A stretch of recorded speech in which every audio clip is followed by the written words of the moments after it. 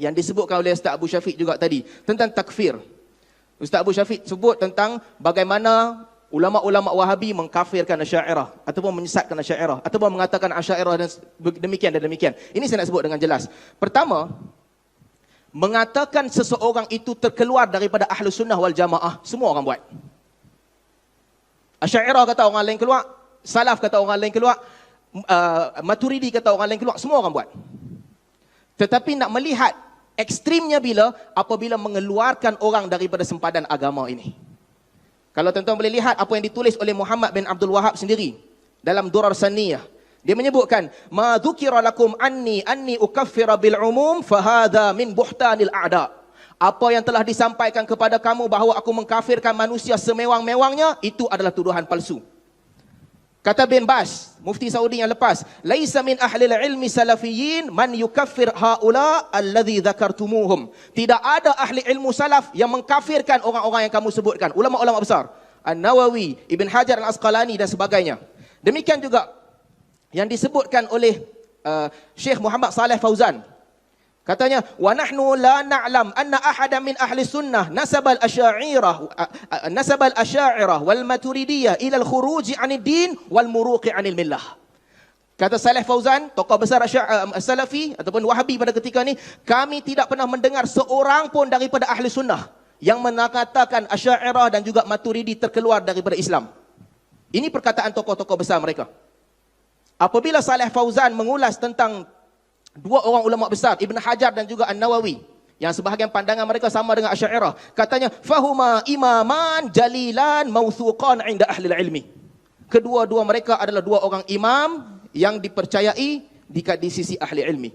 Tuan-tuan, takfir, saya bukan nak kata Ustaz Abu Syafiq salah bila kata orang lain kafirkan orang. Tak, dia tak salah. Takfir memang berlaku. Memang berlaku.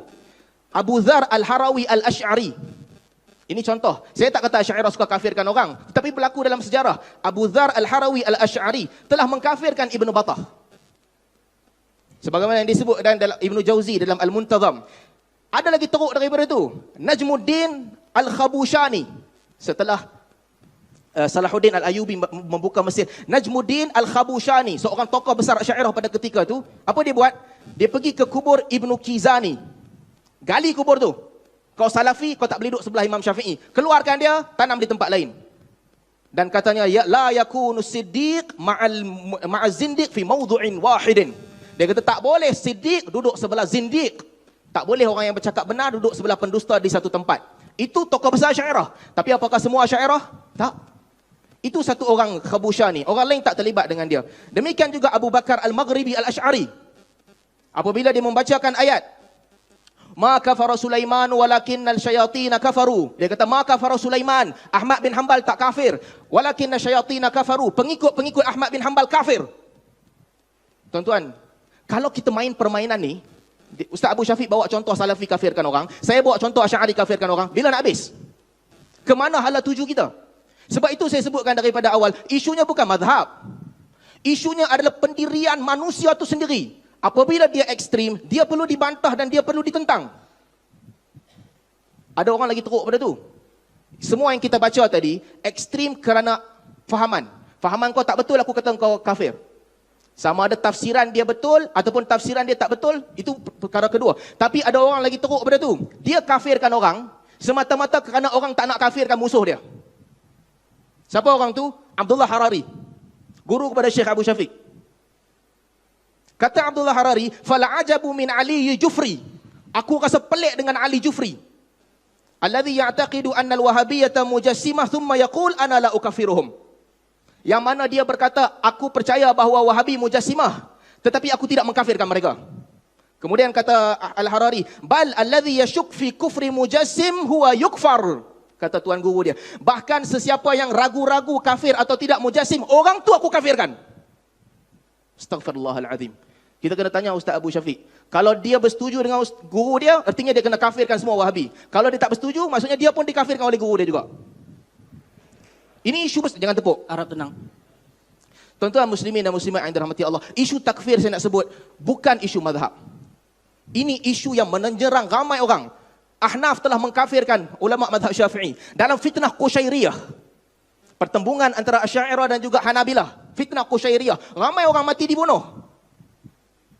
Kerana takfir, mengkafirkan antara satu sama lain. Saya nak sebut isu seterusnya apabila Ustaz Abu Syafiq sebut tentang bid'ah.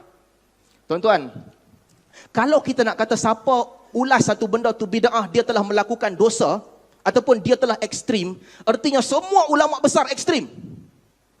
Mana ada ulama yang tak bid'ahkan sebahagian amalan? Membid'ahkan sesuatu benda bukan ekstrim. Itu keputusan daripada nas. Bahkan bukan sekadar malam nisfu Syaban. Bukan sekadar sebagaimana contoh Ustaz Abu Syafiq sebut, ada benda yang lagi basic daripada tu. Baca Quran beramai-ramai dengan satu suara, baca ramai-ramai. Kata Imam Malik, sebagaimana dinakalkan oleh Ibn Rajab Al-Hambali dalam Jami'ul Ulumi wal Hikam, aku tak nampak orang buat ni di Madinah dan jangan buat. Itu perbuatan ahli Syam.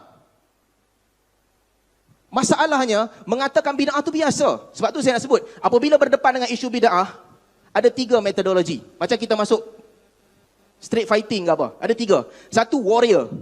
Satu lagi loser. Satu lagi caca marba, dia pukul yang angin. Siapa warrior? Al-Mawardi, An-Nawawi dan sebagainya di kalangan ulama besar.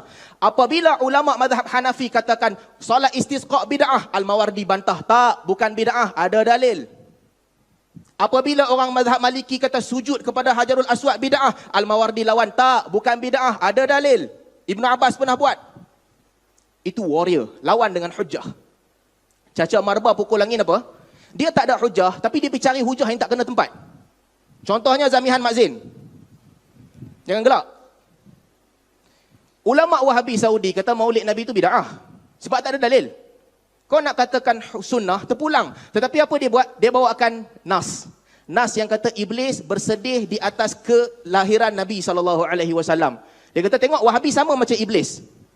Ya akhi, bersedih di atas kelahiran dan tak nak sambut birthday, dua benda berbeza. Budak kecil umur 9 tahun, kalau bapak dia kata kat dia, bapak tak suka engkau sambut birthday, sama macam orang barat. Dia mungkin sedih, dia kata bapak dia tak sayang dekat dia dan sebagainya. Tapi dia tak mungkin kata, bapak dia benci kelahiran dia. Tak. Kalau logik budak kecil boleh faham, orang yang belajar agama tak boleh faham, maksudnya ada masalah dengan dia belajar agama tu. Itu metodologi kedua. Dia nak pukul tak ada hujah. Yang metodologi ketiga, loser. Loser ni macam mana? Kena tampar, gigi berdarah. Balik cerita dekat mak dia pukul saya pecah kepala. Contohnya apa? Muhammad bin Abdul Wahab tulis surat kepada Sulaiman bin Surhaim. Kata Muhammad bin Abdul Wahab, macam mana engkau kata engkau ikut sunnah? Sedangkan engkau pergi ke majlis maulid, engkau bacakan maulid dan mereka melakukan perkara-perkara syirik di situ. Yang tadibuna li masyayikhihim. Pergi sujud kepada syekh mereka. Minta doa kepada syekh mereka. Engkau boleh pergi majlis yang syirik itu. Losernya mana? Muhammad bin Abdul Wahab, dia bukan kata semua maulid syirik, dia kata majlis tu in specific syirik. Datang Ustaz Abu Syafiq, dia bawa Muhammad bin Abdul Wahab mengkafirkan majlis maulid. Tak ada kena-mengena. Itu spesifik majlis. Jadi, benda penting yang kita kena lihat apabila kita berbicara ataupun berbahas, kena pada tempat. Isu bid'ah, isu yang besar. Semua ulama membid'ahkan. Yang paling benar apa nak buat? Siapa nak kata sunnah, dia buat. Siapa nak kata bid'ah, dia jangan buat. Sebagaimana Ustaz Abu Syafiq sebut, apabila ada hadis yang dhaif, boleh kata sunnah. Katalah. Tapi siapa yang nak kata bid'ah, jangan marah. Demokrasi, passion apa engkau boleh cakap, orang lain tak boleh cakap. Dan jangan tambah-tambah. Bila dia kata bid'ah, kita jangan pergi tambah pula. Maksudnya, dia kata engkau masuk neraka dan sebagainya. Tak. Dia kata bid'ah. Kalau itu tambahan, artinya Imam Malik lebih awal masuk neraka dah. Lebih awal tuduh orang masuk neraka. Berapa banyak amalan orang yang Imam Malik kata bid'ah sebab orang Madinah tak buat. Contoh yang Ustaz Abu Syafiq sebut tentang kenduri arwah sebagai contoh. Saya tak tahu Ustaz Abu Syafiq cerita panjang. Tapi akhirnya tentang hadis